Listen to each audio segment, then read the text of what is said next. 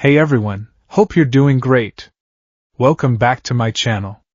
In today's video, we'll dive into what if Deku awoke in an alternate timeline. Smash that subscribe button, and be sure to peek at the description below.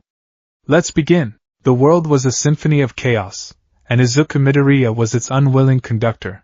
Rain lashed down in thick, angry sheets, turning the ruined cityscape of downtown Mizurufu into a glistening labyrinth of shattered concrete and twisted steel. The air, thick with the smell of ozone and wet cement, crackled with raw power. Black Whip, like sentient tendrils of darkness, shot from his arms, anchoring him to the skeletal remains of a skyscraper as he swung through the tempest. Below, the cause of the destruction, a villain calling himself Chronomos, cackled with manic glee. "You can't catch what you can't comprehend, hero!" The villain shrieked, his body flickering like a faulty hologram. His quirk, Reality Riff, was a nightmare-given form. It didn't simply manipulate time, it tore holes in the fabric of the present, pulling in fractured moments from the past and future. A phantom streetcar from the 1950s would flicker into existence and charge through a building, only to vanish. A half-second glimpse of a sun-drenched, futuristic skyline would appear in the storm clouds before dissolving into rain. Fighting him was like trying to punch a ghost in a house of 1,000 mirrors. Danger sense screamed in Deku's skull, a constant, high-pitched alarm.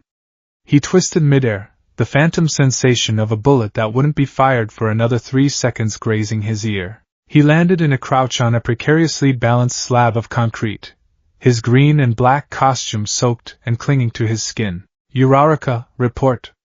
He yelled into his comms, his voice steady despite the adrenaline thrumming through him. "He's phasing too quickly, Deku." Ochako's voice came back, strained but determined. "Every time I try to get close enough to make him float, a piece of last Tuesday gets in the way. I just had to dodge my own breakfast."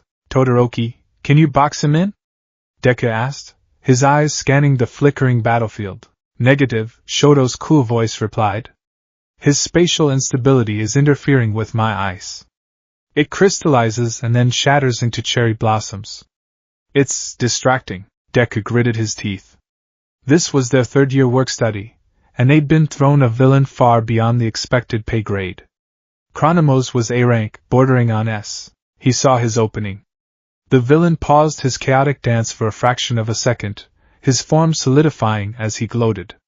Deku didn't hesitate. He charged one for all through his legs, the familiar emerald lightning coiling around him. He built up kinetic energy with Fa Gene, feeling the power stored in his muscles begging for release. "Got you!" Deku roared, launching himself forward like a cannonball. Black Whip shot out, not at Chronomos, but at 2 massive pieces of debris on either side of him. Deku pulled, yanking the concrete slabs together in a pincer movement. It was a classic pincer move, designed to trap, not to crush. But Chronomos just laughed. "Clever. But you're playing checkers, and I'm playing with the board itself." The villain's body began to glow with an iridescent, sickening light, a swirling vortex of clashing colors that seemed to bleed into the air around him. Danger sense didn't just scream. It became a deafening, soul-tearing shriek that made Deku want to claw his own ears out. It wasn't a warning of a single attack, but of 1,000 simultaneous impossibilities. "DKU, get back!" Bakugo's voice, raw and furious, blasted through the calms. From a rooftop nearby, a series of brilliant explosions lit up the sky as he tried to create a diversion, but it was too late. Deku was at point-blank range. Chronomos clapped his hands together, and reality shattered. It wasn't an explosion of force, but of sense. Deku was hit by a tidal wave of non-existence. He saw the birth of stars and the dying embers of the universe in the same instant. He heard the first word ever spoken and the final, lingering silence. He felt the joy of 1,000 lifetimes and the agony of 1,000,000 deaths. His own memories fractured, a flash of his mother's smile, the taste of Katsudon, All Might's booming laughter, the feel of Uraraka's hand in his, all swirling together with moments that were not his own. He saw himself as a child, told he was quirkless, but this time, he saw himself walk away with a defeated slump that never straightened. He saw a world lit only by Endeavor's flames. He saw a Yue that looked like a prison. He saw Shigaraki, but with eyes that were not manic, but cold, calculating, and victorious. His body was being pulled apart and reassembled on a molecular level. One for all raged within him, a burning sun trying to anchor his soul in the storm.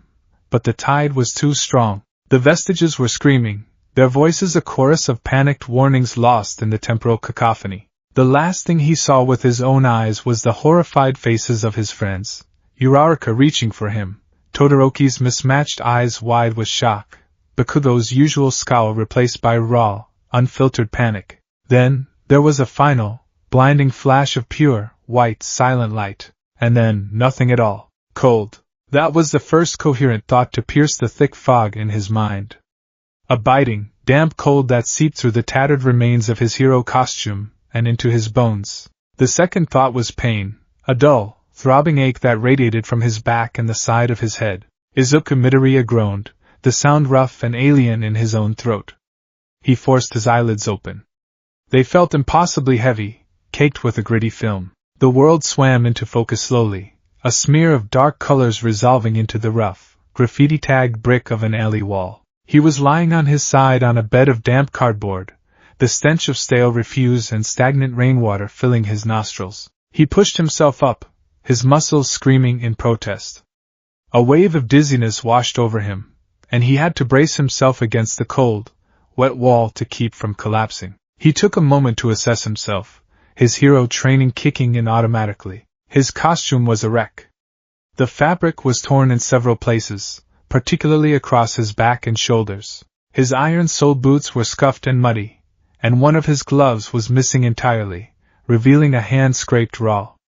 He gingerly touched the side of his head, his fingers coming away sticky with drying blood.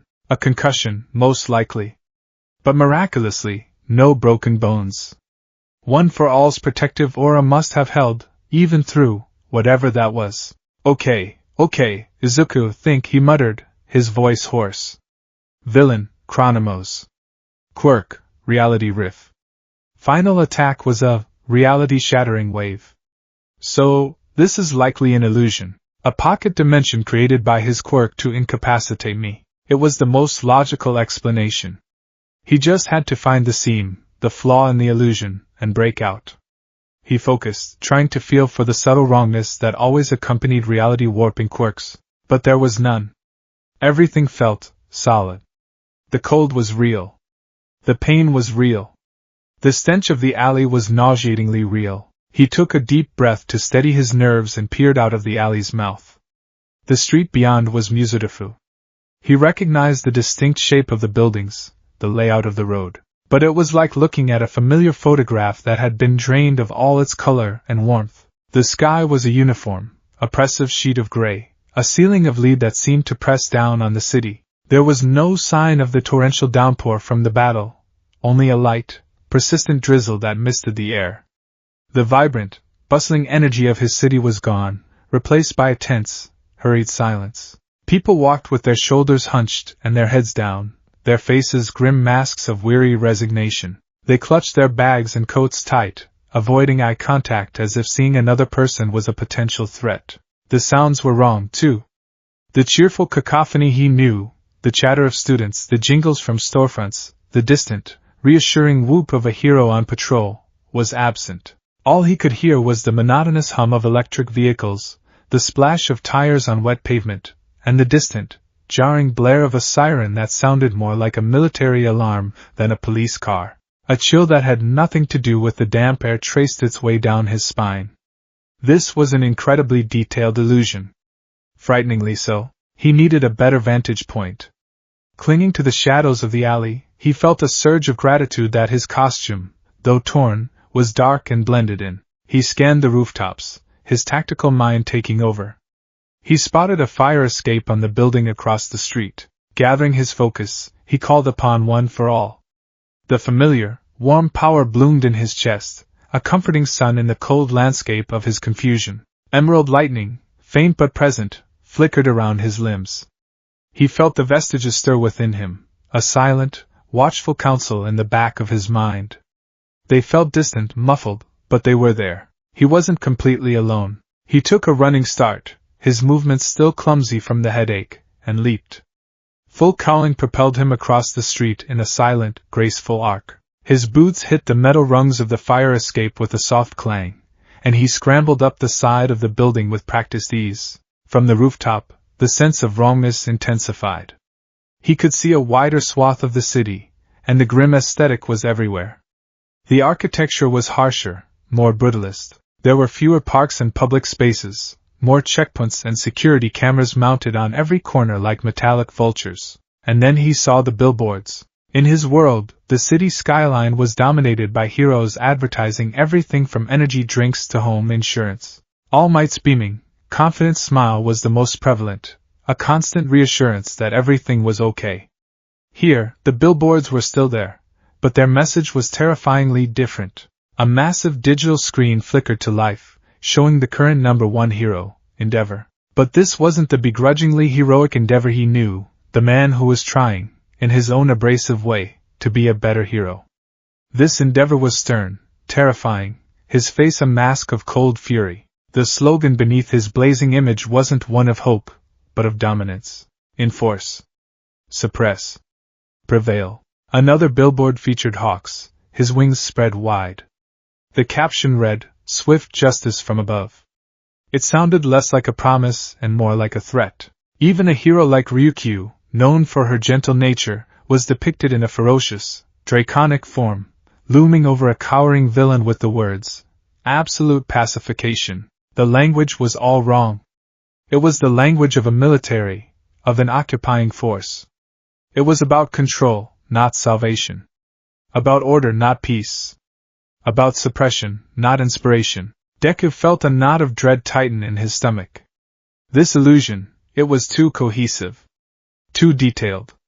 Every element reinforced the same grim, cynical ideology. What kind of villain would go to this much trouble? What was the point? He had to get his bearings. He had to find a landmark, something to ground him. His eyes scanned the horizon, searching for the iconic, twin-spired headquarters of the All Might Agency. It was one of the tallest buildings in the city, a beacon of hope he'd looked up to his entire life. It wasn't there. Where the proud, gleaming towers should have stood, there was just more city. More gray, functional buildings under a gray, oppressive sky. Panic, cold and sharp, began to prick at the edges of his forced composure. "No," he whispered, shaking his head. No, that's not possible. It has to be here. I'm just disoriented." He needed a closer look. He launched himself from the rooftop, using float to drift silently between buildings, a green and black ghost in the twilight. He moved towards the city center, the place where All Might's agency should be. The closer he got, the more the sense of dread solidified into a cold, hard certainty in his gut. The layout of the streets was the same, but the heart of the city had been ripped out. He finally landed in a large plaza. In his timeline, this was a bustling square where people would gather to watch hero fights on massive screens, where children would play with All Might action figures. A magnificent fountain, with a statue of All Might in his prime, fists raised to the sky, stood at its center. The plaza was here. The crowds were here. But they were not bustling. They were quiet, somber, huddled in small groups, their faces etched with a kind of permanent sorrow. Some held wilting flowers, others just stared, their eyes vacant. And at the center of the plaza, where the fountain of hope should have been, stood something else entirely. It was a statue. But it was not a statue of triumph, carved from immense blocks of black, unpolished granite. It was a monument of mourning. It depicted a man, gaunt and skeletal, in the tattered remains of a hero costume that was unmistakably All Might's. But he wasn't standing tall. He was on one knee, his head bowed, one fist pressed to the ground as if to hold himself up, the other clutching a grievous wound in his side. It was a pose not of victory, but of final, agonizing defeat. The raw grief and pain chiseled into the stone was so powerful it was almost physically painful to look at. Deku's breath hitched in his throat. His heart began to pound against his ribs, a frantic drumbeat of denial. He stumbled forward, pushing through the silent crowd, his eyes locked on the base of the monument. People shot him annoyed, suspicious glances, taking in his strange, tattered costume, but he didn't notice. His entire world was narrowing to the carved letters on the plinth. He reached the base, his legs trembling so hard he could barely stand. He had to reach out and brace himself against the cold, rain-slicked granite. And then he read the inscription, In Memoriam, Tashinori Yagi, the hero who fell. He fought with a smile, a beacon against the darkness. May his sacrifice remind us of the price of peace. Died in the line of duty, Kamino Ward. Below the epitaph was a date. A date from 5 years ago. The world didn't shatter. It had already shattered. This was the proof. This was the cold, hard, granite evidence that his reality was gone. The air was punched from his lungs. The sounds of the city faded into a dull roar. The faces of the mourners blurred into indistinct shapes. No, he breathed the word, a tiny, pathetic puff of air. No. It's a lie. It's a trick. A psychological attack. He ran his trembling fingers over the carved letters. ToshichinoriYGI. Not All Might. His mentor's true name. A name known by so few. How could Chronomos know that?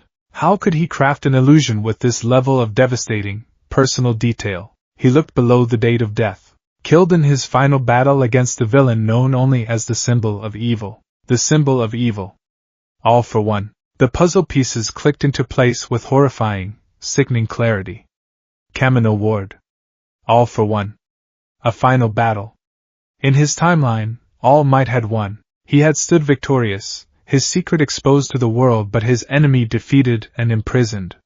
He had passed the torch, and he had lived. Here he had lost. The implications crashed down on him like a collapsing mountain. A world without All Might. A world where the symbol of peace had died. A world where All for One had won. It explained everything. The fear. The cynicism. The militaristic heroes. The oppressive atmosphere. A society that had lost its heart, its smile, its guiding light. It had curdled, turning to brutal strength and authoritarian control because the shining example of selfless, smiling heroism had been extinguished. Endeavor wasn't trying to surpass a rival. He was just filling a power vacuum in the only way he knew how, with fire and force. The world hadn't moved on. It had broken. This wasn't an illusion. An illusion was a lie painted over reality. This felt fundamental. This felt like a different reality altogether. No, please, no. He stumbled backwards, away from the monument, away from the terrible truth carved in stone. His legs gave out, and he collapsed onto the wet pavement, careless of the cold or the stairs he was now drawing. His vision swam. The sky seemed to press down on him, suffocating him. He felt like he was drowning in an ocean of gray. All Might was dead. He had died 5 years ago, which meant he had never met him. He had never received one for all from him. He had never gotten into UA. He had never met his friends, his teachers. That flicker of a memory, of a quirkless boy with a permanently defeated slump, that was him. That was the Izuku Midoriya of this world. A footnote in his own life. The file he'd seen in his vision flashed in his mind. Izuku Midoriya. Quirkless. Application denied. He was a ghost. An anomaly. A walking paradox in a world that had no place for him. His heart felt like it was being squeezed in a vice. The pain was a physical thing, a jagged shard of ice in his chest. He clutched at the front of his costume, right over his heart, a desperate, instinctual movement. And then he felt it. Beneath the panic, beneath the soul-crushing grief, beneath the cold dread. A familiar warmth. A steady, powerful thrumming. It was the core of his being, the sun around which his entire life now revolved. 1. 4. All. It was there. It was his. The sacred torch passed from Nanashimura, to a victorious All Might to him. It was a power forged in hope, nurtured by sacrifice, and gifted by a man who was, in Deku's own timeline, very much alive. The vestiges were silent, but he could feel their presence, a congregation of ghosts he had brought with him. The feeling was both a comfort and the final, horrifying confirmation. This world was real. This timeline was real. And he was not part of it. The power beating in his chest, the legacy of 9 heroes, was proof of that. It was the one piece of his own world he had left. It was an anchor, yes, but it was an anchor in a completely alien ocean. He pushed himself to his feet, his body moving on autopilot. He had to get away. He couldn't breathe here, under the shadow of that terrible statue. He turned and fled, shouldering his way through the crowd, ignoring their mutters and curses. He ran without direction, his mind a maelstrom of terror and sorrow. He finally found himself back in another dark, forgotten alley, miles from the plaza. He slid down the wall, his body trembling uncontrollably, and finally let the sobs rack his body. They were silent, choked things, torn from his throat without a sound. Tears streamed down his face, mixing with the rain and the grime. He was in an alternate timeline. All Might was dead. His friends, if they even existed as he knew them, would not recognize him. He was a stranger, a vigilante in a tattered costume, a boy with a ghost power. He was utterly, completely, and terrifyingly alone. The grim, gray city of Mizudafu, the world that forgot its smile, stretched out around him, indifferent to his despair. And somewhere in this broken world, the man who had murdered his mentor was still out there, ruling the darkness unopposed. The weight of it all was crushing. For the first time since he had inherited One for All, Izuku Midoriya, the hero Deku, felt truly, hopelessly lost. The alley was a cold, indifferent tomb. Izuku Midoriya huddled against the brick, his body racked with tremors that had nothing to do with the chill. The raw, soundless sobs had subsided, leaving behind a hollow ache that felt carved into his very bones. His tears had washed clean streaks through the grime on his face, and the persistent drizzle was already working to erase even that small trace of his grief. He was adrift. A castaway on an island of familiar geography but alien culture. The monument, that horrible, granite testament to his mentor's failure, was burned into the back of his eyelids. Tashinori Yagi, the hero who fell. A wave of nausea rolled through him. He pressed the heels of his hands against his eyes, trying to force the image out. For a moment, he let the despair consume him. He could just stay here. He could curl up on the wet cardboard and let the cold take him. What was the point? His world was gone.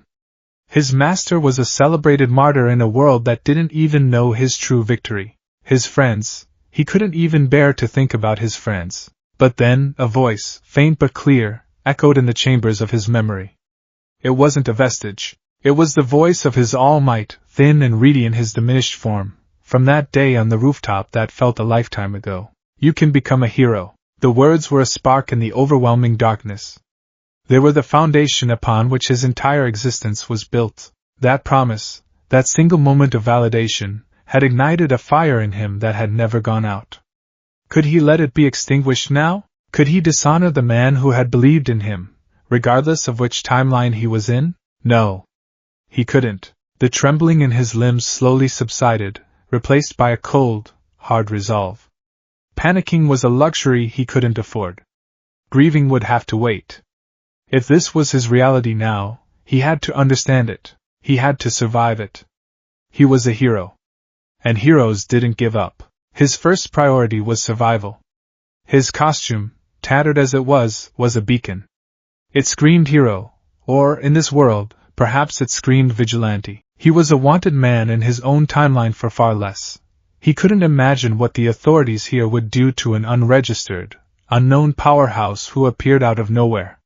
He needed to blend in. He pushed himself to his feet, his muscles groaning in protest. He peeled off his remaining glove, stuffing it into a pouch on his belt. The mask and hood were already gone, likely lost in the temporal vortex. The main body of the suit was the problem. He couldn't just take it off. It was armored and complex. But he could cover it. He slipped out of the alley, his senses on high alert. Danger sense was a low, background hum, a testament to the general tension of the city, but it wasn't screaming about any immediate threat. He moved through the back streets, a ghost in the urban twilight, his eyes scanning for anything he could use. He found his prize behind a shabby apartment complex, a clothesline strung up under an awning, holding a few meager items. He felt a pang of guilt, but it was quickly suppressed by necessity. He took a single item, a large, dark gray, zip-up hoodie. It was worn and slightly frayed, but it was perfect. He also spotted a discarded black baseball cap near a dumpster. It was grimy, but it would do. Finding another secluded alley, he zipped the hoodie up over the torso of his hero costume. The bulky fabric successfully hid the distinctive lines and armor plates. The hood, pulled up, and the baseball cap, pulled down, would be enough to shadow his face and hide his conspicuous green hair.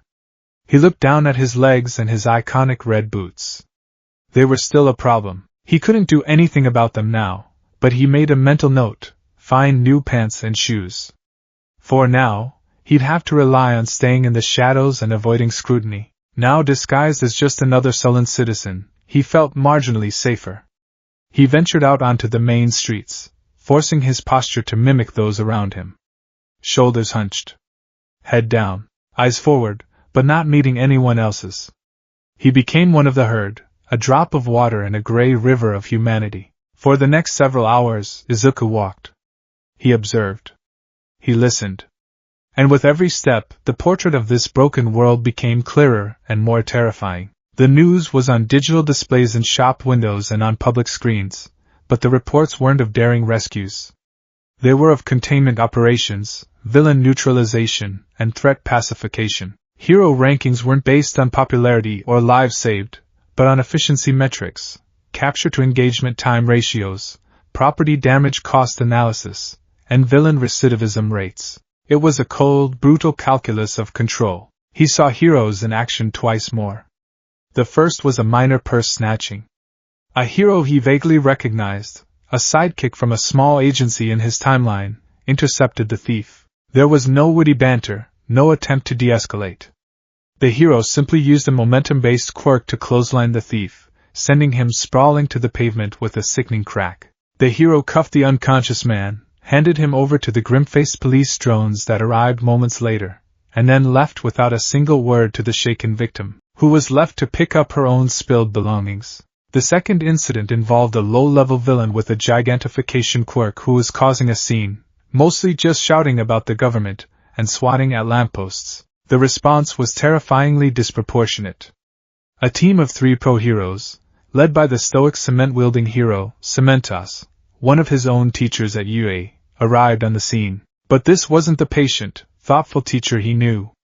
This Cementos didn't try to reason or talk the man down. He simply erected a cage of concrete around the villain, which then rapidly compressed, trapping and crushing him in a brutal, efficient maneuver. The villain's cries were cut short. The heroes secured the area, their faces impassive, and the crowd that had gathered dispersed immediately, their expressions not of awe or gratitude, but of fear. They were afraid of the villain, yes, but they seemed just as afraid of his saviors. This was a world where heroism had become pest control. Izuku's heart ached. He saw the faces of children, and they weren't looking up at the heroes with wide-eyed wonder. They were hiding behind their parents' legs, flinching at the sirens. There were no hero-themed toys in shop windows, no kids pretending to be their favorite champion. The cult of personality that had been built around All Might, the one that had inspired an entire generation, his generation, had died with him. In its place was a healthy, ingrained fear of overwhelming power. The sun began to set, though it was hard to tell with the perpetual gray overcast. The city's lights flickered on, casting long, distorted shadows. Izuku found himself drawn to a more commercial district, the neon signs painting the wet streets in garish, lonely colors. He was starving, the last meal he'd had being in another universe entirely. He had no money, no identification, nothing. The reality of his situation was settling in with a grim, practical weight. It was then that he heard the commotion. A shout, followed by the sound of running feet and something crashing to the ground. It was close. Instinct took over, and he ducked into the alcove of a closed shop, peering around the edge. A figure was scrambling away, clutching a small box. He was young, probably not much older than Izuku himself, and painfully thin. His clothes were ragged, and his face was a mask of pure desperation. Chasing him was not a pro-hero, but a portly shopkeeper, red-faced and yelling. "Thief! Stop him! He stole medicine." A few people on the street turned to look, but no one moved to intervene. They just watched with the same detached, weary cynicism he'd been seeing all day. Then, a new figure entered the scene, moving with a speed and grace that was utterly out of place. She dropped from a low rooftop, landing in a perfect, silent crouch between the thief and his escape route. Izuku's heart stopped. Even in the dim light, he recognized her instantly. The brown bob haircut. The determined set of her jaw. It was Ochako Uraraka. A wave of dizzying relief washed over him. Ochako. He knew her. He could talk to her. She could help him. She was his friend, one of his closest friends. She would understand. He almost called out her name, almost burst from his hiding spot, but he hesitated. Something was wrong. This wasn't the simple, practical hero costume she wore in their first year. This was a sleek, form-fitting bodysuit of black and gray armored plates, with glowing pink piping that seemed more technological than decorative. There was no cheerful pink helmet, no bulky boots. This was the gear of a special operative, not a friendly neighborhood rescue hero. And her face was a cold, emotionless mask. The usual warmth in her eyes was gone, replaced by a focused, predatory glint. The permanent blush on her cheeks, the one she was so self-conscious about, seemed stark and out of place on her severe expression. The thief skidded to a halt, terror flashing in his eyes as he recognized the person blocking his path. P-Pro Hero Uravati, please, my sister, she's sick. Uravati didn't respond. She didn't ask questions. She simply moved. She tapped her fingertips together, activating her quirk, and lunged forward. But she didn't just touch the thief to make him float. Her movements were brutally precise. She slapped one hand on the pavement in front of him, making a small section of the concrete weightless. As he stumbled, his footing gone, she slapped her other hand onto the back of his neck. The thief's body went limp and began to float, but only for a second. Uravati's movements were a blur of practiced violence. Using his own weightless momentum, she pivoted, guiding his floating form not up into the air, but horizontally, and slammed him headfirst into the brick wall of the building beside them. The impact was sickening. A wet, percussive crack echoed in the street, followed by a soft groan. The thief slumped to the ground, his body instantly heavy again, the box of medicine clattering from his limp fingers. He was unconscious, a trickle of blood starting to snake its way down his temple. Izuku felt the blood drain from his face. His breath caught in his throat, a strangled, silent gasp. No, that wasn't Ochako. His Ochako comforted people. His Ochako would have floated the boy gently, talked to him, understood his desperation. His Ochako would have worried about his sister. His Ochako saved people, first and foremost. This was an enforcer. An instrument of punishment. Uravati stood over the unconscious boy, her expression unchanged. She didn't check his pulse. She didn't check the severity of his head wound. She pulled a pair of high-tech restraints from her belt and efficiently cuffed his hands behind his back. The shopkeeper waddled up, panting, and retrieved his box of medicine. He gave Uravati a curt, almost fearful nod of thanks before scurrying back to his store. The few bystanders who had been watching immediately looked away, hurrying on their way as if they hadn't seen a thing. No one cheered. No one thanked her. They just wanted to be clear of the scene, clear of the hero. Izuku couldn't move. He was frozen in his alcove, his mind screaming in denial. It was her face, her hair, her quirk. But it wasn't her. It was a stranger wearing his best friend's face. Driven by a desperate, foolish sliver of hope, he took a half-step out of the shadows. His voice was a choked whisper. Uraraka. Her head snapped in his direction. Her eyes, cold and sharp, narrowed on him. For a split second, her gaze swept over his shadowed face, his generic clothes. It was a look of pure, professional assessment. He was not a threat. He was not a target. He was an obstacle. A piece of the scenery. She saw a nobody. Her expression was one of suspicion, laced with annoyance. A slight curl of her lip, not a smile, but a dismissive sneer. Then, she turned away, tapping a comm device in her ear. Target neutralized. Requesting clean-up crew at my location. And run a check on the name, never mind. Just send the unit. She spoke with a clipped, military cadence that made Izuku's skin crawl. Without a second glance at him, or at the boy bleeding on the pavement, she leaped up, her quirk giving her a boost as she scaled the side of the building and disappeared into the night. Izuku stumbled back into the alcove, his hand clamped over his mouth to stifle a cry. The relief he had felt moments before had curdled into a grief so profound it overshadowed everything else. This was worse than the statue. The statue was the death of a symbol. This was the death of a soul. This world hadn't just lost All Might. It had lost Ochako Uraraka, too. It had taken her boundless optimism, her cheerful determination, her deep well of empathy, and it had hammered it all into this cold, brutal tool. What had it done to the others? To Ida, with his unwavering righteousness? To Todoroki, who had only just begun to find himself? To Bakugo?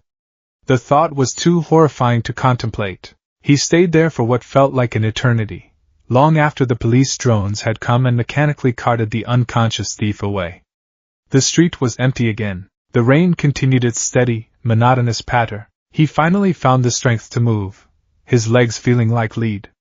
He wandered aimlessly, the face of that cold, hard Uravity haunting him. He saw a public news screen and stopped, staring blankly. It was a report on heroics, but the face that filled the screen was Endeavor's. His fiery visage was everywhere, a constant reminder of who was in charge. The news anchor spoke glowingly of his uncompromising approach and the dramatic decrease in public villainous acts since he secured the #1 spot after All Might's tragic demise. They hailed him as the iron pillar of a new age, a hero for a harder, more realistic time. There was no mention of his temper, his abuse, his obsession. In a world without All Might's light to cast him in shadow, Endeavor's fire was the only sun, and society had reshaped itself in its scorching image. Izuku knew he couldn't stay on the streets. He was exhausted, emotionally shattered, and physically weak. He needed a place to hide. A place to think. He found it in the skeleton of a half-finished construction project, abandoned years ago if the rust and decay were any indication. He climbed several floors up, finding a room that was sheltered from the rain, with a gaping hole where a window should have been, offering a panoramic view of the bleak, glittering city. He sank to the floor, his back against the cold concrete, and pulled his knees to his chest. The silence was absolute, broken only by the distant wail of another siren. He was alone, so utterly, fundamentally alone. The faces of his friends flashed in his mind, the real ones. Uraraka's bright smile, Ida's energetic hand chops, Todoroki's quiet intensity, Bakugo's explosive grin after a hard-won victory. They were a universe away. He closed his eyes, his breathing ragged. He needed help. He needed guidance. And there was only one place left to look for it. He focused inward, past the pain and the fear, past the gnawing emptiness in his gut. He reached for the core of power within him, that familiar sun of one for all. He let its warmth spread through him, a single point of familiarity in this alien world. He sank into his consciousness, letting the physical world fade away. The transition was like falling into a sea of stars. He found himself in the familiar space, the void of shifting light and shadow where the vestiges resided. But like everything else, it was different. The space was darker, the ambient light dimmer, the edges frayed with an unsettling static. It felt stressed. The figures of the previous holders materialized around him, their forms more somber and translucent than he'd ever seen them. Nana Shimura was the first to approach, her usual warm smile absent, replaced by a look of deep, profound sorrow. She placed a ghostly hand on his shoulder. "Ninth. Izuku. We are so sorry." "So it's true," Izuku's voice croaked in the ethereal space. "It's not an illusion. This is real." A large, gruff man with wild black hair, Daigoro Banjo, the fifth user, crossed his arms. "As real as it gets, kid. We felt the tear. The whole timeline got bent out of shape around you. You were at the epicenter." "Where am I?" Izuku asked, the question he already knew the answer to. It was Nana who answered, her voice gentle but firm. "You're in a world where Tashinori lost. Where he failed to defeat All for One that day in Kamino." A figure cloaked in shadow, the sixth user, spoke, his voice a low rumble. "We've been trying to make sense of it. This world's history diverged from ours at that exact moment. Without the symbol of peace to inspire and unite, society fractured. It turned to fear and control as its primary tools. That's why everyone is so broken," Izuku whispered, the image of Uravi's cold eyes flashing in his mind. "Hope is a fragile thing, ninth, Nana said sadly. Without a symbol to embody it, it withers. Izuku looked around at the ghostly council, his only allies. Are you all that's left? My only connection to home? We are part of your soul, kid, Daigoro said, his tone softening slightly. One for all is bound to you. Where you go, we go. We're the echo of a timeline that, to this world, never existed. A profound sense of relief, so potent it almost brought him to his knees, washed through Izuku. He wasn't entirely alone. But then, a new figure stepped forward from the shadows. He was smaller than the others, his form flickering more intensely. It was Yoichi Shigaraki, the first holder.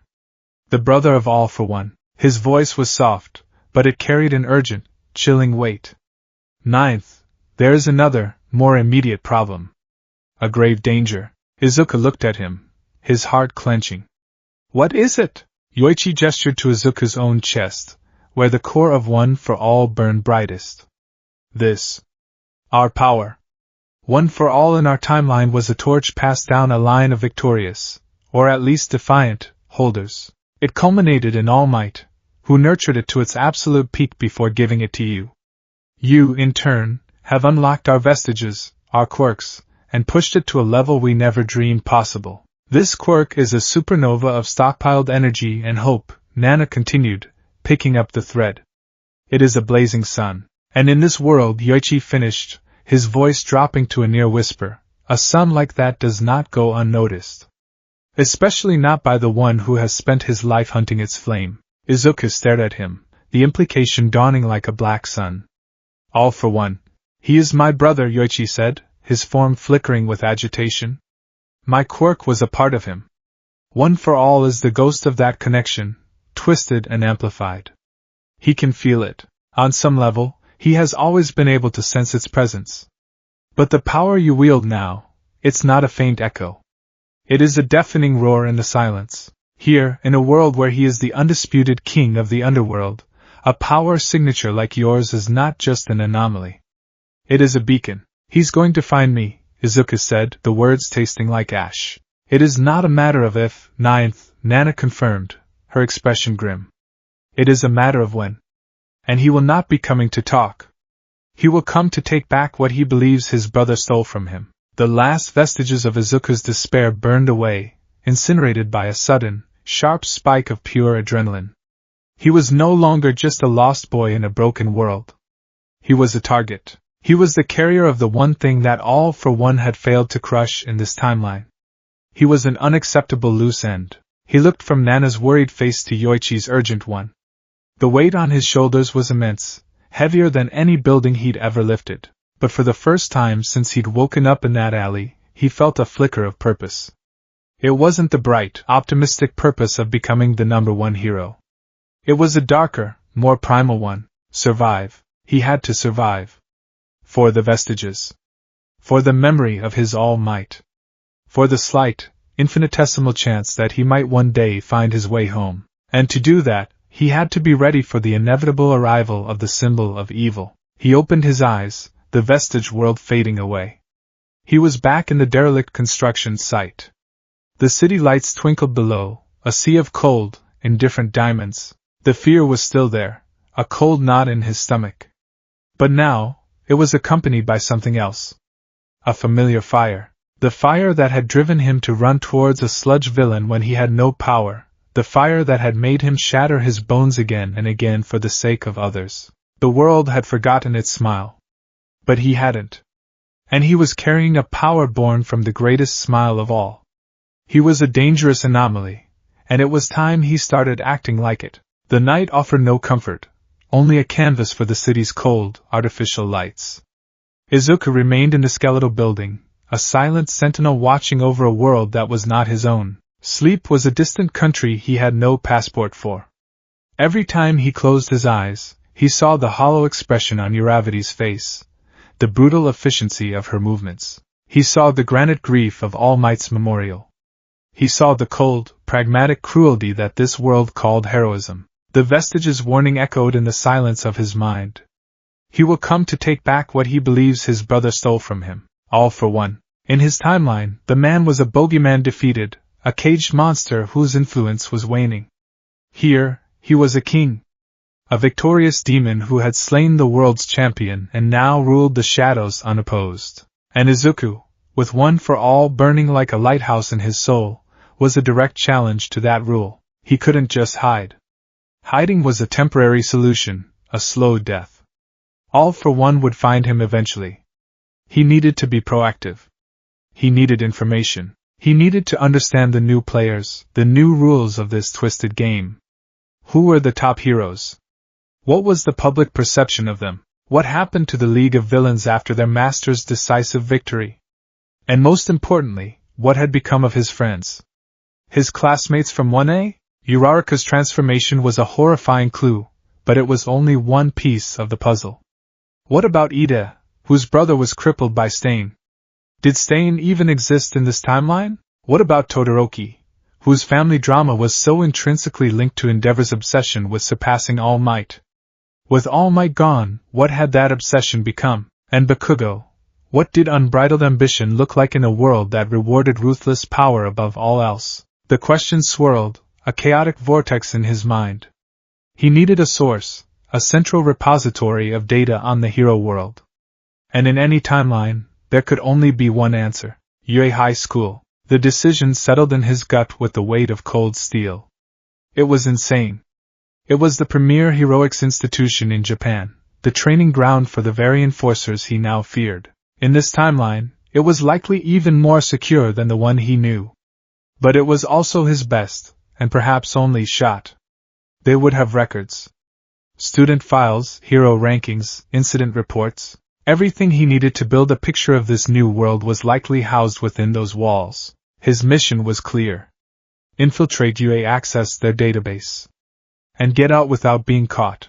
The first step was reconnaissance. He spent the remainder of the night, and the early hours of the morning making his way across the city toward the familiar campus grounds. He moved like a wraith, using a combination of float and his own agility, sticking to the rooftops and the darkest shadows. The disguise of the hoodie and cap felt flimsy, but it was all he had. As dawn broke, painting the perpetual gray sky with faint shades of lavender and steel, he found a vantage point on a hill overlooking the school. And he froze. Yue was not a school. It was a fortress. The campus he knew was sprawling and open, a place of learning and ambition, protected by the Yue barrier, a series of imposing but ultimately surmountable walls. This Yue was something else entirely. The outer wall was twice as high, a monolithic slab of gray concrete crowned with what looked like energy-based deterrents that hummed with a low, menacing thrum. Guard towers, manned by what looked like robotic sentries, were positioned at regular intervals. The main gate was a massive blast door, more fitting for a military bunker than a high school. The iconic, H-shaped main building was still there, but it looked harder. The glass panels were reinforced, a darker tint obscuring the inside. The once welcoming archway of the entrance now looked like the maw of some great concrete beast. The school's motto was still visible, carved above the entrance, Plus Ultra, but instead of feeling inspirational, it felt like a declaration of overwhelming force. Go beyond, or be crushed. Izuku felt a lump form in his throat. This wasn't just a security upgrade. This was a fundamental shift in philosophy. This was a school designed to churn out soldiers, not saviors. He spent hours watching. He observed the shift changes of the robotic guards, the patrol patterns, the energy fluctuations in the perimeter fence. His analytical mind, honed by years of muttering and scribbling in his hero notebooks, went into overdrive. He was no longer Izuku Midoriya, the hopeful student. He was Deku, the strategist, the infiltrator. He diagrammed the entire security system in his mind, searching for a weakness, a blind spot. He found one. On the far side of the campus, near the dense forest used for practical exams, there was a section of the wall where a series of large pipes, likely for water or sewage, passed through. The security around this section was still formidable, with laser grids and motion sensors, but it was less direct than the constant surveillance of the main gates. There was a tiny, cyclical downtime in the laser grid, a 2-second window every 5 minutes as the system recalibrated to account for atmospheric interference from the nearby woods. 2 seconds. It was next to nothing. For a normal person, it was impossible. But he wasn't a normal person. He waited for night to fall again, the darkness his only ally. He crept through the woods, the silence broken only by the drip of water from the leaves. He positioned himself, his heart pounding a steady rhythm against his ribs. He could feel one for all buzzing under his skin, a coiled spring ready to be released. He watched the shimmering red lines of the laser grid. He counted the seconds. 5, 4, 3, 2. Now, he exploded into motion. 15% of one for all. It was a risk. The energy surge could be detected. But he needed the speed. The world became a green-tinted blur. He shot across the gap, his feet barely touching the ground. He hit the wall, his iron-soled boots finding purchase on the rough concrete. Black whip erupted from his fingertips, not as a thick cable, but as fine, thread-like tendrils that found minuscule cracks in the wall, giving him the extra traction he needed. He scrambled up the sheer surface in a gravity-defying sprint. Just as he cleared the top, the laser grid hummed back to full power beneath him. He was over. He was in. He dropped silently onto the manicured lawn of the campus, landing in a perfect crouch. He was immediately struck by the silence. The UA, he knew, was always alive, even at night, with the hum of the support course workshops or late-night training sessions. This place was dead quiet. Sterile. He kept to the shadows, his destination clear in his mind, the main building, where the administrative offices and archives would be. The interior security would be even worse. He crept along the side of the building, his eyes scanning for an entry point. Every window was sealed, every door electronically locked. He found a potential ingress on the third floor, a window in what looked like a staff lounge, left slightly ajar. It was a long shot, a 30-meter climb up a sheer glass and steel face. He smiled grimly. This was practically a training exercise. Using a combination of full cowling to stick to the surface and black whip for fine-tuned anchor points, he scaled the building like a spider. He reached the window, gently pried it open, and slipped inside, silent as a whisper. He was in. The air inside was stale, smelling of disinfectant and recycled air. The hallways were dark, lit only by emergency lights that cast long, eerie shadows. He moved with practiced stealth, his soft-soled boots making no sound on the polished floors. He felt like a ghost haunting his own past. He passed classrooms, their doors shut tight, and could almost hear the echoes of his own timeline, of Aizawa's tired lectures, of Ada's enthusiastic questions, of Bakugo's impatient explosions. Here, there was only silence. His goal was the faculty archives. He knew the general layout of the school from his own time, and thankfully, it seemed the basic architecture hadn't changed. He found the office wing, the door to the records room secured with a high-tech electronic lock. He briefly considered trying to brute force it, but the risk of tripping a silent alarm was too high. Instead, he looked up. The ceiling was a drop panel design. He pushed up a panel, hoisted himself into the cramped, dusty space above, and began crawling through the labyrinth of vents and conduits, navigating by memory and instinct. He found the vent that led into the archives and peered through the grate. The room was dark, filled with towering rows of servers and filing cabinets.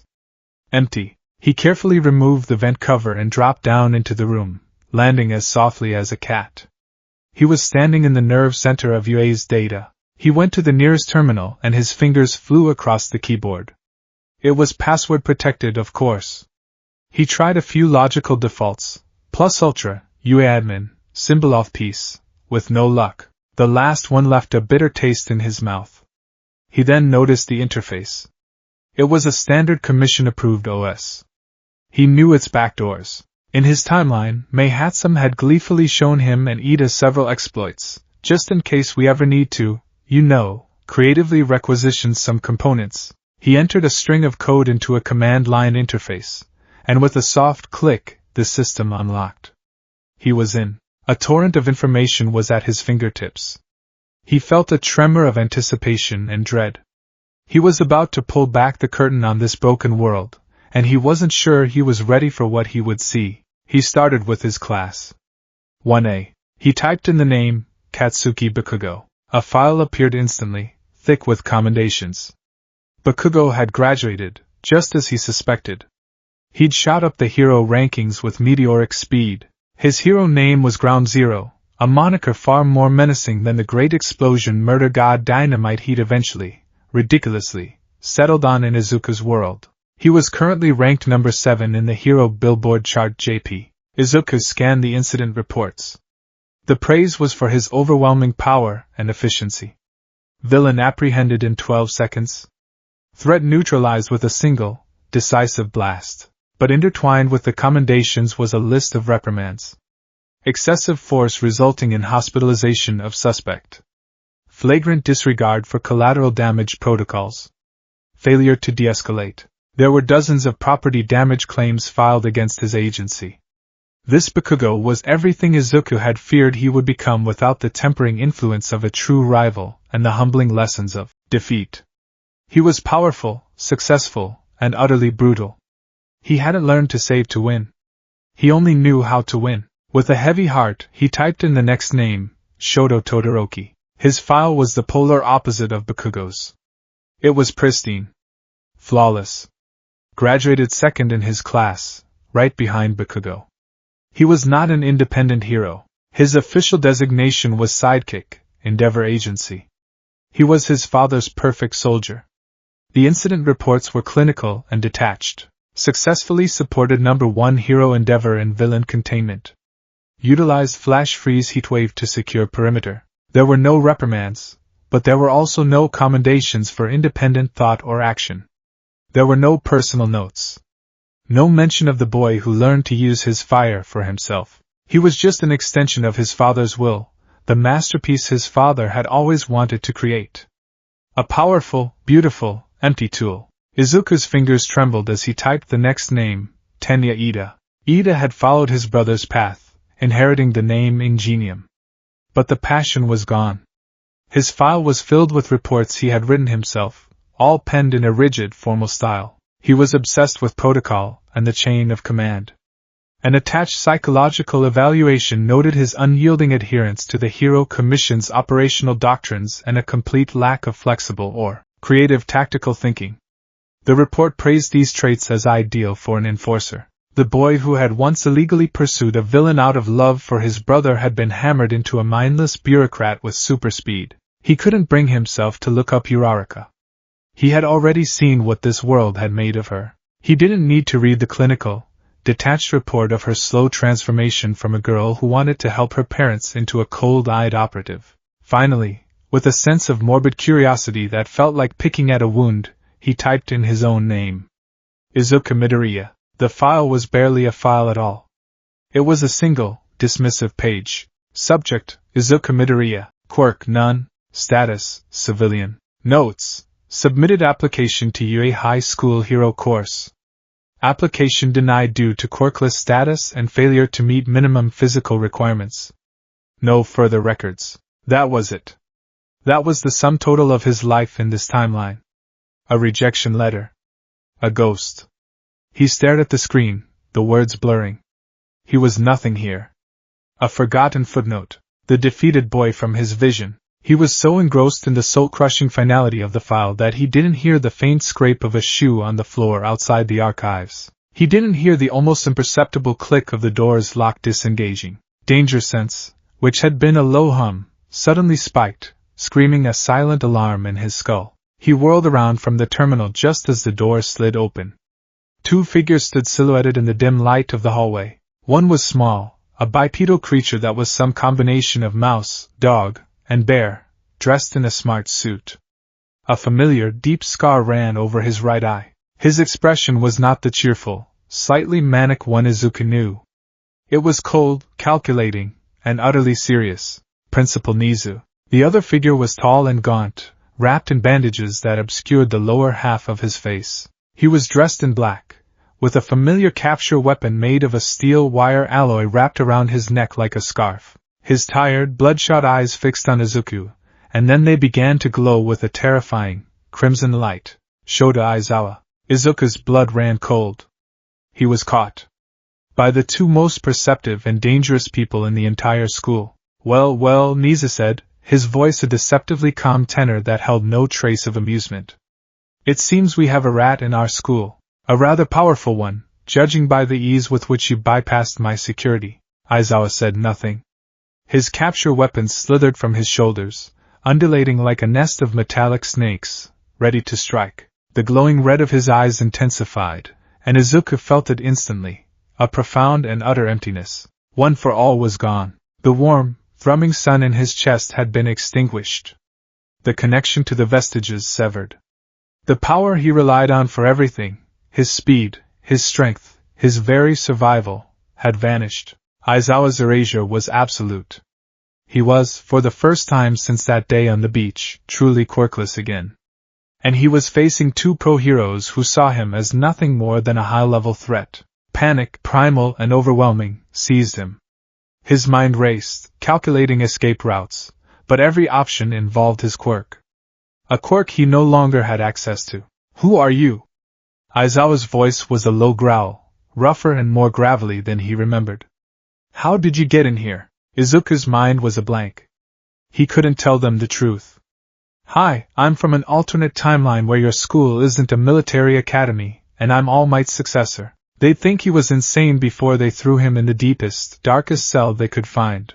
He had to fight or flee. And fighting was suicide. He took a half step back, his eyes darting around the room, looking for anything he could use. A fire extinguisher. A heavy server rack he could topple. Nisa seemed to read his mind. "I would advise against any sudden movements. Eraserhead is the least of your worries. This room is now on lockdown. The air vents are sealed, and the walls are reinforced. You're not going anywhere." Aizawa took a step into the room, his capture weapon spreading out, ready to ensnare him. "Last chance? Talk." Izuku's instincts, honed in countless battles, screamed at him. "Move!" He didn't have his quirk, but he still had his body, a body trained by All Might, conditioned by years of brutal workouts and life-or-death combat. He still had his mind, the analytical brain that could break down any fight. He kicked the chair he'd been sitting in towards Aizawa, a pathetic but necessary distraction. As the heroes sidestepped it, Izuku lunged, not at the door, but to the side, towards the towering server racks. Aizawa's capture weapon shot out, fast as a striking cobra. Izuku dodged, the alloy fabric whistling past his ear. He couldn't outrun it for long. He needed to break Aizawa's line of sight. If Aizawa blinked, he'd have his quirk back for a precious instant. He ducked behind a server rack just as another length of the capture weapon wrapped around it with a loud clang. He could hear Aizawa's soft, quick footsteps on the other side. He held his breath, waiting. He needed a plan. He recalled his fight with his own Aizawa during the entrance exams. He had to think outside the box. Aizawa's weakness was his need to maintain eye contact. From the other side of the rack, Nisa's calm voice echoed. "Your movements are highly trained. You're no common intruder. Your silence only deepens the mystery. We will get answers, one way or another." Izuku knew he couldn't stay there. Aizawa would be around the rack in a second. He took a desperate gamble. He reached into one of his belt pouches, his fingers closing around a small, cylindrical object. A smoke pellet. Standard hero support gear. He peeked around the edge of the server rack. Aizawa was right there, his red eyes burning with intensity. Izuku ducked back just as the capture weapon slammed into the spot where his head had been. He didn't hesitate. He threw the smoke pellet onto the floor. It erupted with a loud hissing sound, instantly filling the narrow aisle with thick, white smoke. A smoke screen? Childish, Aizawa growled from within the cloud. But it was the opening Izuku needed. In the thick smoke, Aizawa couldn't maintain line of sight. The power of one for all slammed back into him with the force of a physical blow. The sun in his chest reignited, and the voices of the vestiges roared back to life in his mind. The sudden influx of energy made him gasp. He didn't have time to savor it. He had maybe a second. He poured every ounce of power he could muster into his legs. One for all, full cowling 45%. The floor beneath his feet cracked as he launched himself, not horizontally, but vertically. He shot upwards, smashing through the drop panel ceiling and into the dusty, dark crawlspace above. Debris rained down into the smoke-filled room below. "He's in the ceiling!" Aizawa's voice was sharp with surprise. Izuku didn't stop. He scrambled through the vents and conduits, his mind a frantic map of the building's layout. He had to get out. He couldn't go back the way he came. He needed a new exit. He could hear them behind him. The sound of Aizawa hoisting himself up, of Nisa calmly directing security drones via his comms.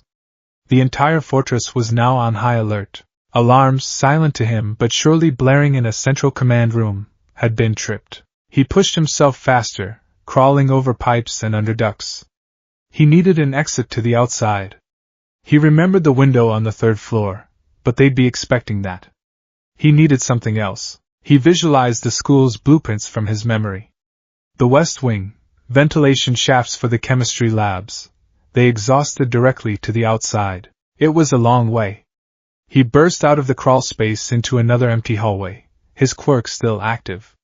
He sprinted, a green blur in the darkness. He could feel Aizawa pursuing him, the hero's own speed and agility formidable. He reached the west wing and located the main ventilation shaft.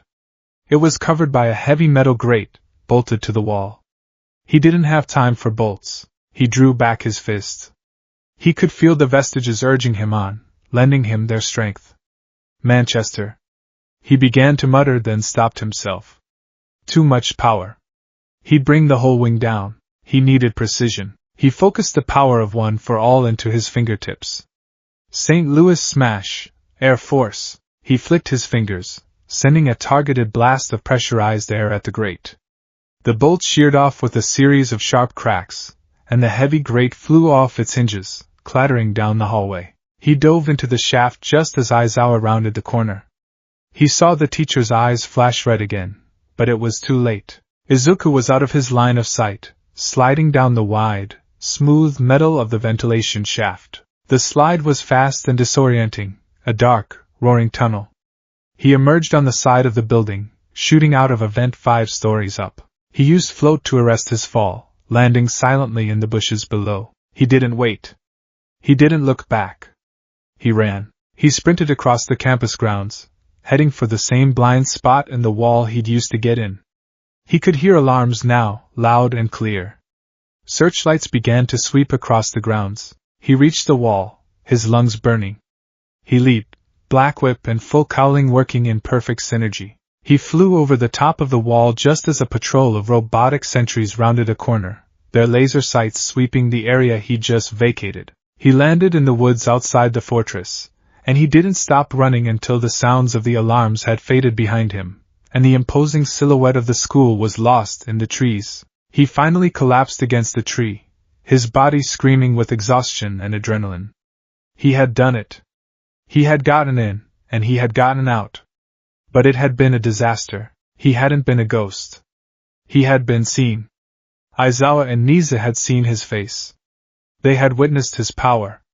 Aizawa, in particular, had felt it. He had seen a boy with no quirks suddenly exhibit superhuman strength and speed.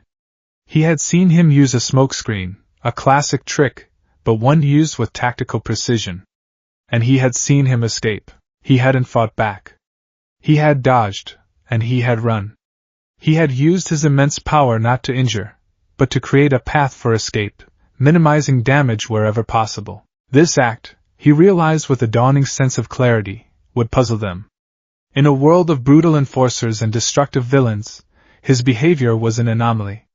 A powerful intruder who runs instead of fights. A boy who shows restraint? He had failed his mission of stealth, but in his failure, he might have accidentally done something else. He had planted a seed of doubt and curiosity in the mind of one Shota Aizawa, a cynical, tired man who had just witnessed something that didn't fit into the black and white logic of his broken world. Izuku pushed himself to his feet, his body aching. He was an unknown. A mystery. And in a world built on control and suppression, nothing was more dangerous than a mystery. He had the information he needed, a grim ledger of his friends' fates. But now, he also had their attention. The fortress of Yue had been breached, and its masters would be looking for him. The escape from Yue left Izuku trembling, not with fear, but with the violent, jarring aftershocks of adrenaline. He was miles away from the fortress now, hidden in the concrete labyrinth of an underpass where the roar of traffic overhead provided a constant, anonymizing blanket of sound. He had run until his lungs felt like they were coated in sandpaper, and his legs burned with lactic acid. He leaned against a graffitied pillar, his head bowed, replaying the confrontation in his mind. Aizawa's glowing red eyes. Nisa's cold, analytical stare.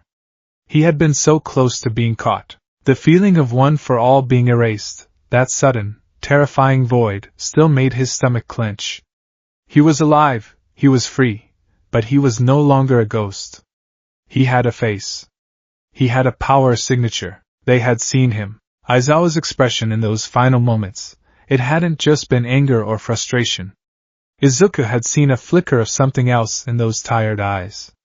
Confusion. A deep, professional curiosity that bordered on disbelief.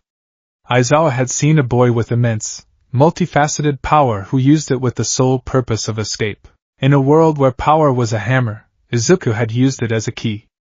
It was an act so illogical within this timeline's paradigm that it had likely saved him. Aizawa had expected a fight, a destructive tantrum. Instead, he got a tactical retreat. The dissonance was Izuku's only advantage, but an advantage that would quickly fade. He was a person of interest now. Nisa would have every available resource dedicated to identifying the UA infiltrator. Security footage, even a grainy shot of his face under the cap and hood, would be analyzed. His quirk signature, a sudden, massive burst of energy, would be flagged. He had to lay low, lower than before. He had to vanish. The information he'd stolen from UA's servers was a poison apple in his mind. He had the knowledge he sought, but it brought him no comfort, only a deeper sorrow. Ground Zero, the brutal enforcer. Todoroki, the perfect tool. Ida, the rigid bureaucrat. Uravity, the cold operative. This world hadn't just killed All Might, it had performed a lobotomy on the very soul of heroism, leaving behind a functional but empty shell. His friends were gone, replaced by these hardened, cynical strangers. The thought sent a fresh pang of loneliness through him, so sharp and painful it made him gasp. He was truly, utterly alone, a relic of a forgotten ideology. For 2 days he became a ghost again. He haunted the city's forgotten spaces, the condemned buildings, the abandoned subway tunnels, the rooftops of warehouses in the industrial district. He survived on scraps, food discarded behind restaurants, and water from public fountains late at night when no one was around. He was perpetually hungry, perpetually cold, perpetually on edge. Danger sense was a constant, low-grade headache, the city's background radiation of fear and suspicion. He spent the time observing, solidifying his understanding of this world. He watched the heroes work. He saw them ignore pleas for help that weren't related to active villain threats. He saw them treat civilians with impatience and disdain, as obstacles in their path to mission completion. There were no reassuring words, no helping hands for the elderly, no comforting smiles for frightened children. The social contract between hero and citizen was broken. The heroes were a necessary evil, a tool to combat the greater evil of villains. The public's role was to stay out of the way and be grateful they weren't collateral damage. It was on the 3rd day that his resolve was tested. He was perched on the edge of a water tower, looking down on a bustling, lower-income residential district. The buildings were old, packed tightly together, a maze of brick and crumbling plaster. It was midday, and the streets were filled with people. Then, the ground shook. It wasn't an earthquake. It was a rhythmic, concussive impact. A block away, a C-list villain, a man Izuku vaguely remembered from his own timeline named Seismic, was rampaging. His quirk allowed him to generate localized tremors by stomping his feet. In Izuku's world, he was a glorified bank robber, easily defeated. Here, fueled by desperation or madness, he was bringing a building down. It was an old, 5-story apartment complex. With each stomp from Seismic, huge cracks spiderwebbed across its facade. Chunks of concrete and brick rained down onto the street below. People were screaming, running in every direction, a panicked, disorganized flood of humanity. Izuku's heart leaped into his throat. He immediately scanned the area. The response was swift. 2 pro-heroes arrived on the scene within a minute. One was a hulking man with a rock-like hide Izuku didn't recognize. The other was Kamui Woods.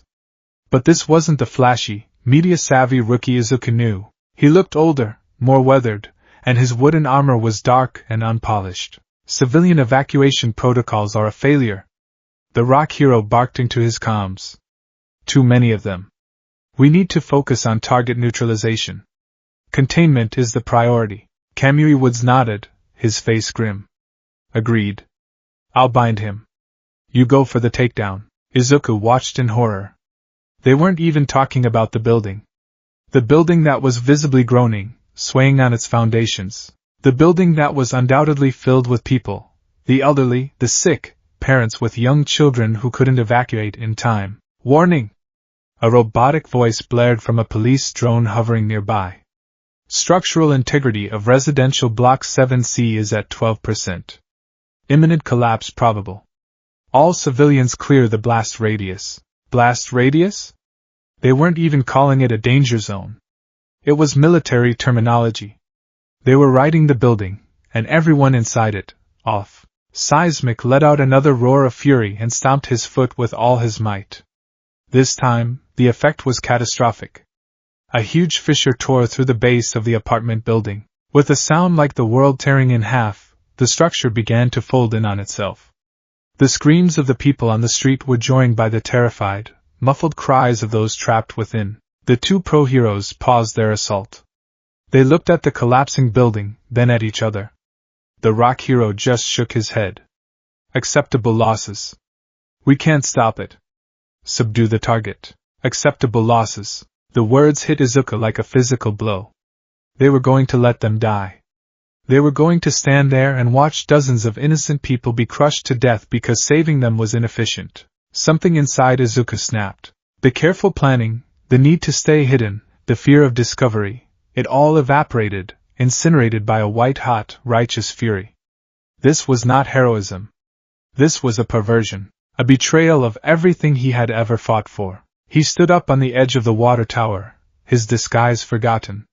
The worn hoodie felt like a coward's cloak. He ripped it off, letting it flutter away in the wind, revealing the tattered but unmistakable green and black of his hero costume. The vestiges roared in his mind, not with warning, but with approval. Nana Shimura's voice was a fierce whisper, "Show them, Ninth. Show them what it truly means." He took a deep breath, the cold air filling his lungs. He focused, drawing on One for All not as a weapon, but as a tool of salvation. "It's okay now," he whispered to the wind, the words a sacred vow. Then, he roared, his voice amplified by a surge of power, a thunderclap of pure, unadulterated hope that cut through the chaos. "Because I am here." He launched himself from the water tower. He didn't aim for the villain. He aimed for the building. He activated float, arresting his descent and allowing him to hover in midair, a position that gave him a perfect overview of the unfolding disaster. The building was collapsing in on itself, a slow-motion cascade of death. He had seconds. Black whip, tendrils of black energy, thick as steel cables, erupted from his arms. But he didn't use them to attack. They shot out in a complex, intricate web, wrapping around key structural points of the collapsing building. He wasn't trying to stop the collapse. That was impossible. He was trying to control it. He was buying time. The strain was immense. The weight of thousands of tons of concrete and steel pulled at him. He gritted his teeth, One for All surging through him at 30%, then 40%. The muscles in his arms and back screamed in protest. Emerald lightning flared around him, a stark, vibrant green against the dull gray sky. Down below, everyone had frozen. The civilians, the police drones, even the two pro-heroes and the villain, all stared up at the impossible sight. A single, unknown figure in a green costume, holding a collapsing building together with tendrils of pure black energy. "What? Who is that?" Kamui Wood stammered, his own wooden limbs seeming flimsy by comparison. Izuku didn't have time for their shock. He had a job to do. While Blackwhip held the structure, he began the rescue. His mind worked at lightning speed, a triage computer processing hundreds of variables. He used danger sense, not to detect threats to himself, but to pinpoint the locations of the people trapped inside. It was a cacophony of terror, a sea of silent screams that he could now perceive as distinct points of light in the darkness. "F.A. Jean!" he roared, releasing the kinetic energy he'd been building. The surge of power allowed him to momentarily reinforce his black whip hold. He used that precious second. A separate, finer set of black whip tendrils shot into the crumbling building through shattered windows. They moved with impossible delicacy. One wrapped around an elderly woman trapped under a fallen bookshelf, lifting it off her gently. Another formed a protective cage around a mother and her two small children as the ceiling above them gave way. A third snaked down a collapsing stairwell to scoop up a man in a wheelchair. He pulled them out, one by one, two by two, depositing them gently on the roof of a nearby, stable building. He was a one-man emergency response team, an orchestra of salvation. The strain of holding the building was becoming unbearable. His arms felt like they were being torn from their sockets. He could feel the vestiges lending him their strength, their own spectral energy flowing into his. He had saved a dozen people, but danger sense was still screaming. There were more. Deeper inside. A whole family trapped in a basement apartment. He couldn't hold the building and go in himself. He had to make a choice. He looked down at the two stunned pro-heroes. You! He bellowed, his voice echoing with authority. Get the rest of the civilians on the street to safety. Now! The sheer, unquestionable power in his voice broke them out of their stupor. They looked at each other, then at the unknown hero, and for the first time, they followed an order that wasn't about subduing a villain. They began herding the panicked crowds away from the danger zone. Izuku turned his attention back to the building. He couldn't hold it much longer. The creaking and groaning was reaching a crescendo. He spotted his solution. Next to the apartment complex was a wide, multi-lane road, currently cleared of traffic. He took a deep breath, focusing all his power. He let go of the dozens of small anchor points holding the building's shape and concentrated his black whip into a few massive cables wrapped around the core of the structure. Then, with a Herculean roar that ripped from his throat, he pulled. The collapsing building didn't just fall. It was guided. Izuku, using float to act as a counterweight, literally steered the tons of falling debris, pulling the entire structure away from the adjacent buildings and directing its collapse onto the empty street. It fell with a deafening, earth-shattering roar, kicking up a massive cloud of dust and smoke, but it fell exactly where he wanted it to. No other buildings were hit. The area where the crowd had been was untouched. He hadn't stopped the disaster. He had managed it, but he wasn't done. The family in the basement. He dove into the cloud of dust and debris before it even had a chance to settle. Air Force! He yelled, flicking his fingers to blast away the dust in front of him, clearing a path. He landed on the mountain of rubble that had once been a 5-story building. Danger sense led him to the exact spot. He didn't have time to dig. He drew back his leg. Detroit smash. He unleashed a powerful, focused kick, not a wild blast. The kick shattered the concrete and steel, blowing a hole straight down into the rubble. He leaped into the hole he'd created, landing in the crushed remains of the basement. The family was there, huddled together under a thick concrete slab that had miraculously formed a lean-to, protecting them. A father, a mother, and a young girl no older than 6. They were terrified, covered in dust, but alive. The father looked up at him, his eyes wide with disbelief. Izuku offered him a smile. It was shaky, strained from the effort, but it was genuine.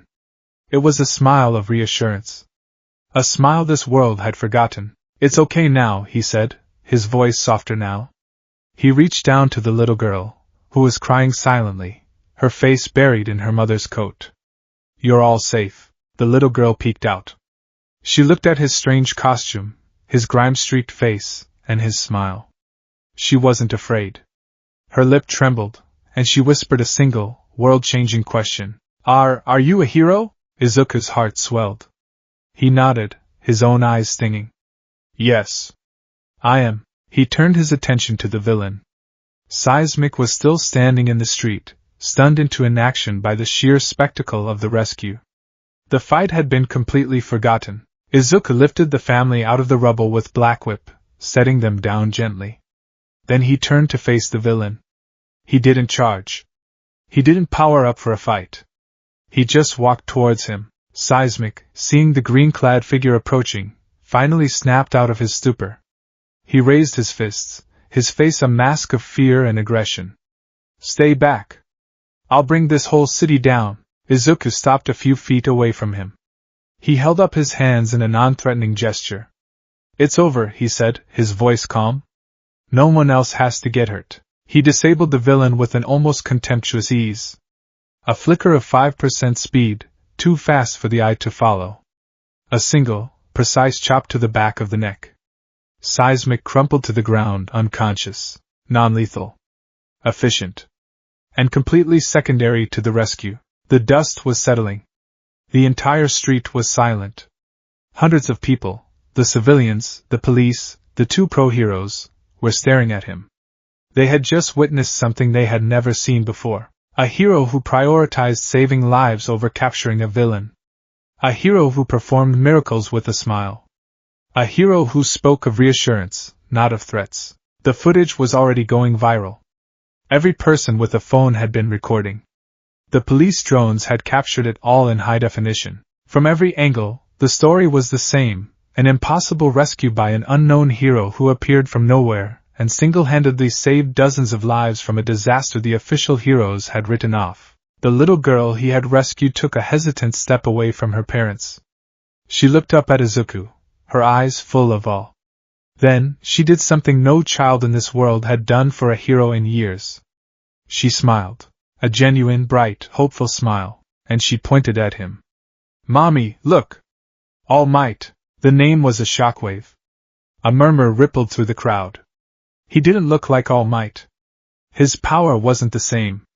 But his actions, his spirit, the impossible feat he had just accomplished. The child was wrong about the name, but she was right about the feeling. For the first time in 5 years, the people of Muzurifa had felt the presence of a true symbol. Izuku's heart clenched at the name. He looked at the child, and his own smile widened, the exhaustion and pain momentarily forgotten. He knelt down to her level. Not quite, he said softly. But he was a good friend. He gave her a final nod and then stood up. He knew he couldn't stay. The authorities would be here any second, and they wouldn't be coming to give him a medal. He was an unregistered vigilante who had just shown up every pro-hero in the city. He was a threat to their entire system. With a final look at the crowd, at the stunned faces beginning to morph from shock to awe, he shot into the air. Float carried him upwards, and with a final burst of speed from full cowling, he was gone, a green streak disappearing into the gray sky. He left behind a city in shock. He left behind two pro-heroes questioning their entire careers. He left behind a villain, unconscious and captured, an afterthought to the day's events. And most importantly, he left behind a video. A video that was spreading across the internet like wildfire. A video of a smiling hero holding up a collapsing building. A video of him speaking words that had become a myth. I am here. The Hero Public Safety Commission would brand him a vigilante, a dangerous unknown. They would issue warrants for his arrest. They would hunt him. But somewhere, in the dark, sprawling underworld of this broken nation, a far more dangerous entity had also taken notice. All for One, from his throne of shadows, would see the footage. He would see the impossible display of multiple quirks. He would see the familiar, sickening echo of his brother's defiant energy, amplified 1,000-fold. He would see the ghost of a power he thought he had vanquished long ago. Izuku Midoriya had just announced his existence to the entire world. He had performed an act of true heroism and, in doing so, had painted a massive, unmissable target on his back. The world that forgot its smile now had a new symbol to rally around, and a new enemy for its masters to crush. The game had changed, and Izuku was now at the very center of the board.